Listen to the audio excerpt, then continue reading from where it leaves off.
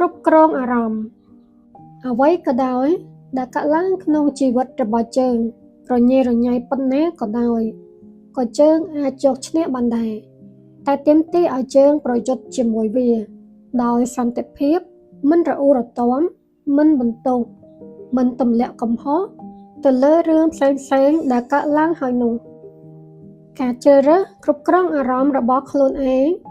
ការអត់ធ្មត់ការតបតជាមួយស្ថានភាពលំបាក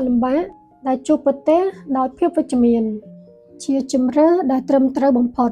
ព្រោះយើងមិនអាចទៅគ្រប់គ្រងឬផ្លាស់ប្ដូរអ្វីដែលបានកើតមានក្នុងជីវិតយើងបានឡើយ